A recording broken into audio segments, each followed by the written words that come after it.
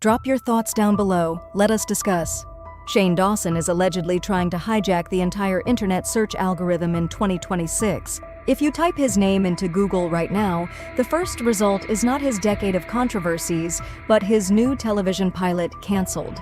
It is a brilliant SEO play to bury his past under a fresh IMDb page, but his recent appearance on Morgan Adams' podcast proves the 2018 Shane is still running the show.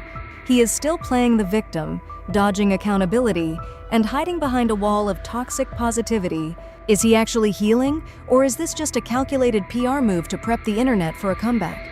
With his loyal audience of 1 million viewers still watching, this podcast reveals the bizarre reality of his life today, from CVS butt-slapping incidents to dramatic financial breakdown claims.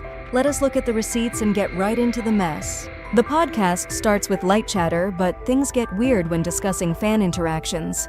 Shane claims he avoids TikTok because of negativity, yet somehow knows about creators parodying him. He recalls a drive-thru encounter where a fan demanded he do the face. Panicked, he brought up dead characters like Shady, only to realize she wanted his classic wide-eyed YouTube expression.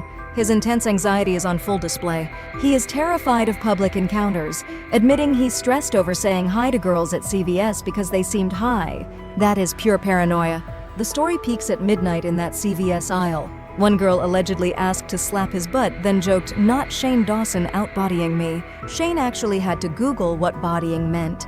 The podcast hosts laugh it off as wholesome, but let us be real. These teens were likely baiting him for a viral TikTok. People on the street know his history and his triggers. They want an embarrassing reaction, and he is walking right into it.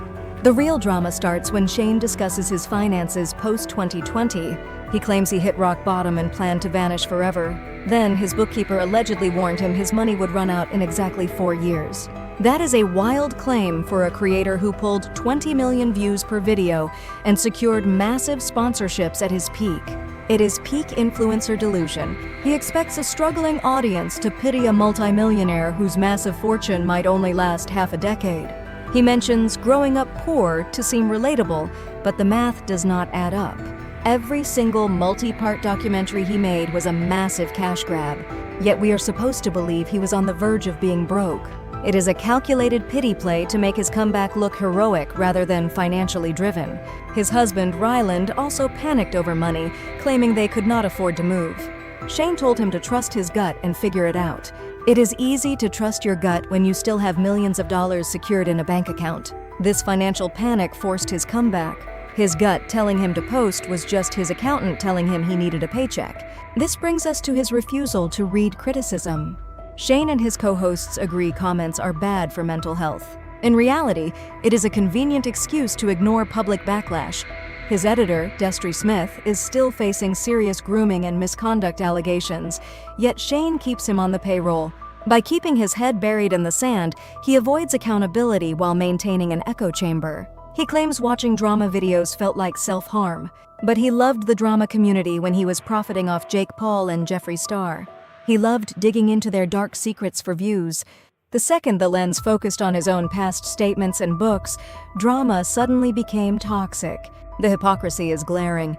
Shane then targets a mystery creator who told him to retire in 2020. He is glad he did not listen, claiming he is fulfilling his purpose. But telling him to retire in 2020 was a normal take. Most of the internet assumed his career was over after his offensive past content resurfaced. He acts like posting mediocre conspiracy videos is a heroic act of survival.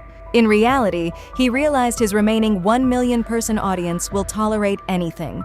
He even compares himself to Onision, noting that even the most hated people on Earth keep a few supporters. That is terrifying. It means no matter what you do, you can still find a way to monetize a leftover fan base.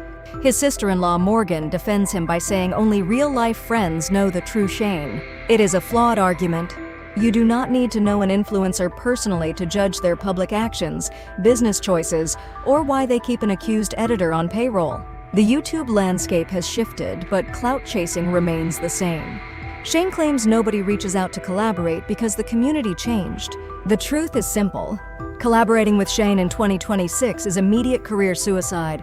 He is not avoiding the cool train by choice.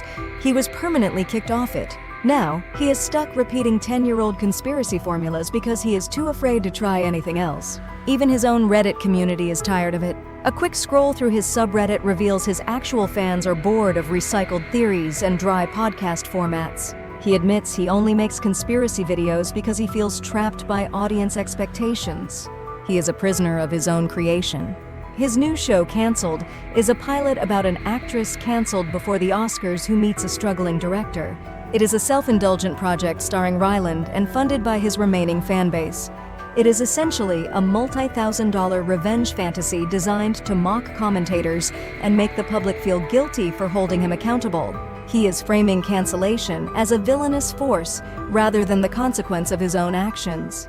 Do not expect a masterpiece. It is just another shield to protect a legacy that broke a long time ago. Will Shane Dawson ever truly change, or is he destined to recycle the same conspiracy theories until his last million subscribers finally get bored? He is trying to rebuild his legacy on his own terms, but the internet never truly forgets. If his self-indulgent new show, Cancelled, fails to find a streaming platform, his options are officially zero. Is this project a clever comeback, or just a desperate cry for attention from a creator who cannot accept that his era is over?